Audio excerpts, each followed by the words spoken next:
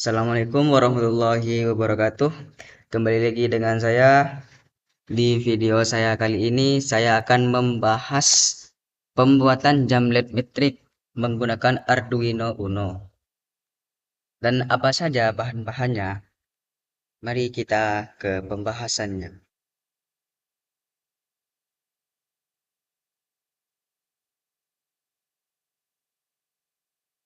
Yang pertama itu ada Arduino. Arduino adalah platform perangkat keras atau hardware yang dirancang untuk memudahkan pengembangan dan prototyping proyek-proyek elektronik.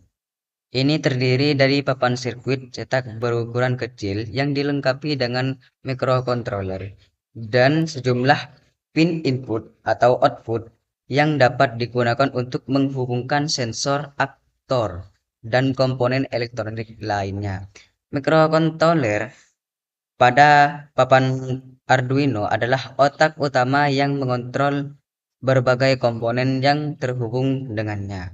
Papan Arduino biasanya dilengkapi dengan berbagai macam varian microcontroller dari berbagai produsen, seperti Atmega yang diproduksi oleh Microchip Teknologi. Meskipun demikian, Arduino lebih sering dikaitkan dengan platform open source yang dikelola oleh Arduino SYS.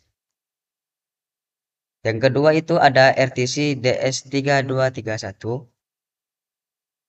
yaitu salah satu jenis modul yang dimana berfungsi sebagai RTC atau Real Time Clock atau pewaktuan digital serta penambahan fitur pengukur suhu yang dikemas ke dalam satu modul. Selain itu, pada modul terdapat IC EEPROM tipe H24C32 yang dapat dimanfaatkan juga interface atau antarmuka untuk mengakses modul ini, yaitu menggunakan I2C atau two-wire, sehingga apabila diakses menggunakan microcontroller, misal Arduino Uno, pin yang dibutuhkan 2 pin saja dan 2 pin power. Modul DS3231 RTC ini pada umumnya sudah tersedia dengan baterai CR2032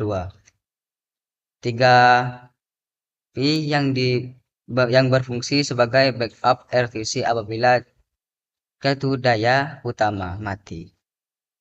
Yang ketiga itu ada breadboard.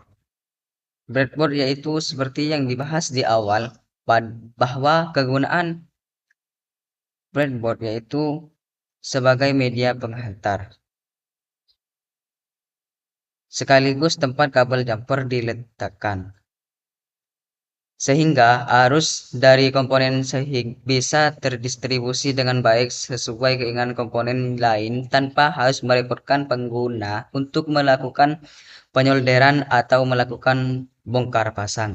Salah satu kelebihan terdiri dari penggunaan breadboard adalah komponen-komponen yang telah dirakit tidak akan rusak dan mudah untuk dibongkar pasang. Ini karena papan breadboard merupakan papan tanpa solder. Yang keempat itu ada Mac 7219. Dot Matrix 4-inch One Display Module adalah sebuah papan display yang disusun secara seri dari 4 buah 8x8 dot matrix dengan menggunakan IC controller. Pada dasarnya merupakan sebuah IC shift register yang khusus dirancang untuk mengontrol dot matrix 7 segmen maupun independent LED. Oleh karena itu, menggunakan mekanisme shift register tersebut, maka IC MAC 7219 hanya menggunakan 3 pin input untuk mengontrol ketiga display di atas, yaitu DIN, CS, dan CLK, di samping tentunya VCC dan GND. Untuk mempelajari lebih detail terkait pin out dan cara kerja dari IC MAC 7219 sehingga Anda bisa membuat atau desain sendiri atau custom display dot matrix maupun 7 set. sesuai kebutuhan atau proyek. Selanjutnya itu ada kabel jumper.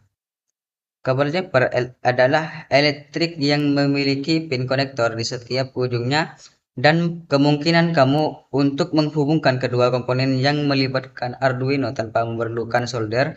Intinya kegunaan kabel jumper ini adalah sebagai konduktor listrik untuk menyambung rangkaian listrik. Biasanya kabel jumper digunakan pada breadboard atau alat prototyping lainnya agar lebih mudah untuk menguat-atik rangkaian. Konektor yang ada pada ujung kabel terdiri atas dua jenis, yaitu konektor jantan atau juga male konektor dan konektor betina. Itu disebut female konektor. Konektor jantan fungsinya untuk menusuk dan konektor betina fungsinya untuk ditusuk. Yang terakhir itu ada kabel USB. Kabel USB merupakan salah satu perlengkapan yang sering kita dapati pada komputer atau jenis gadget lainnya.